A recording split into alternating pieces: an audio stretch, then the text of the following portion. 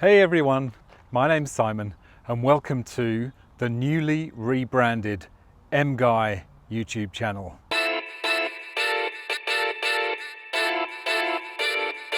In this video, we're going to look at some of the drawbacks and issues with the CL65. Now, I know what you're thinking. How can I possibly have any issues with this car? It has a 6-litre V12 engine. It has 604 brake horsepower. It has 1,000 Newton meters of torque. It has an interior that is only bettered by Rolls-Royce, perhaps. It has performance that is just breathtaking. So what could I be complaining about? Well, there are a few little issues and a few little complaints and niggles that I have, some of which are tiny and some of which are huge. So we're going to go through them one by one. So the first issue really is with the front splitter. Now, the front splitter is beautiful. It's a carbon fiber splitter which sits under the bumper, looks amazing, but it is incredibly low. Fortunately, this car has the ABC suspension, which allows you to lift it up a little bit, gives you about 2 inches of extra ground clearance. And I'm finding that I'm using that all the time because even the smallest speed bump or a ramp into a car park, you can ground the front splitter. Not a big deal, but just an annoyance.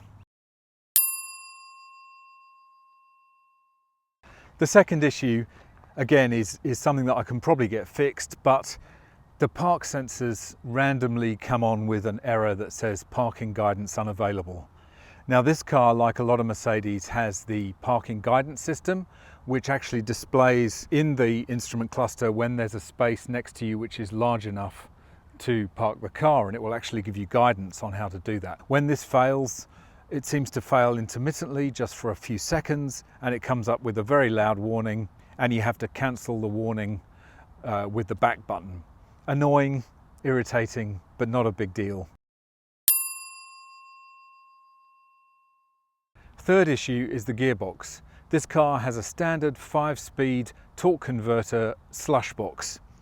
So it doesn't have the precision of the new 7-speed multi-clutch transmission that was in the C63. I've heard on the grapevine that the reason that this car still had the 5-speed slush box was because of the enormous amounts of torque, and the 7-speed MCT transmission couldn't cope with it. It's a little bit of a come down from the MCT in the C63, which was amazing, and it was really quick. And it was very engaging to drive. This, I'm not driving in manual much because I think there's so much torque, we just let the car do the shifting, but would be nice to have a dual clutch or a multi-clutch transmission. The fourth issue is just the scale of this car. It's huge. I'm finding that I'm nervous about going into car parks. I'm having to rely very much on the park sensors and the reversing camera. I'm making sure that the mirrors are always folded in. It is enormous. I mean, one of the things I love about this car is the size, because it has that amazing presence on the road, but it's also a drawback because it is difficult to park and feel comfortable about it. And that's a problem. It is a huge car. The fifth drawback about this car is the flip side of one of the things I love about it, and that is the engine. And what that means is if you've got a 6-litre V12, you're gonna drink some fuel. And the best I've been able to get on a long journey is about 20 miles per gallon, which is not too bad on a long freeway cruise. But if you drive it around town and you're at all heavy on the accelerator, you'll be lucky to see 10 miles per gallon. That's crazy figures, but you get one thing, you pay for it in the other.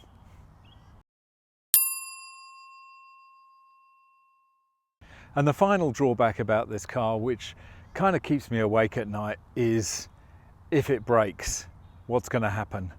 I'm nervous about this car breaking, because if it does, it's going to cost me some money.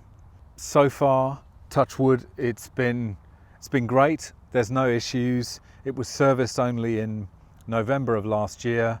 It's got another 8-9 months to go until it needs another service. There's nothing obvious which needs doing to it. So I'm keeping my fingers and everything else crossed that nothing major is going to break on this car, but I know that if it does, it's going to be a big issue. Although I've been fussy about these drawbacks and I've made some criticisms and some issues, I still love it. I absolutely love it. It gets so much attention. I was just up filming on Mount Ainslie just a couple of minutes ago, and a whole bunch of people walked past and were asking me about it, and were really interesting, were loving the car.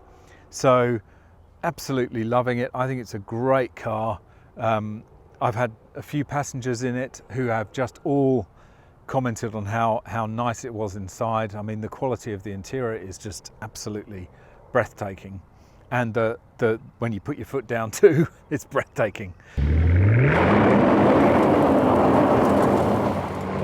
So this car all around is pretty breathtaking, but I'm absolutely loving it. I hope you guys are loving it too, as much as I am.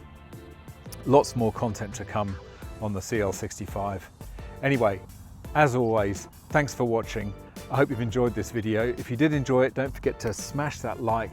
It'd be great to have you as a subscriber and hit that notification bell. That way you'd never miss any more MGUY videos. You can follow me on Instagram and Twitter. Now, I've just updated my Instagram profile to mguy.tv. So I'll put a link for that down in the description, and I'm going to update my Twitter account similarly. So thanks again for watching, and I'll see you in the next video. Bye for now.